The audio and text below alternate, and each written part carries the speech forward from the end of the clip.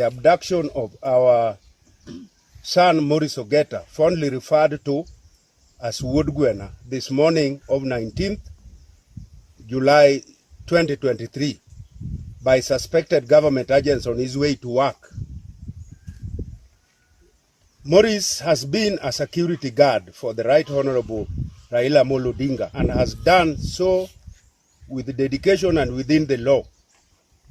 We, the Komolo community, demand the immediate release of Mr. Ogeta, whose only sin is his association with the Right Honorable Raila Odinga'S at a time when people of Kenya are under siege by their own government.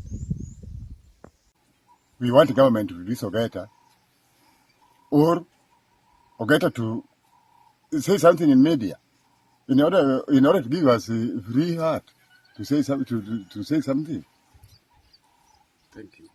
Koro akwa kama tunataka kuomba serikali, hii ni serikali kendo wangeyo kichwa uwe kwa disima na uwe kwa demu nyisa gizo kitangere kwa disimba. Wale wanamreview Ogeta. Ogeta is not a politician. Kendo Ogeta ngamulu siasa mugi. Tukoti yoti je masomo. Tugola kwa mjube kodi kuwe. Tukaonge kuwe no. Nucho bosapa gare. Tuanduto gibige yomwa.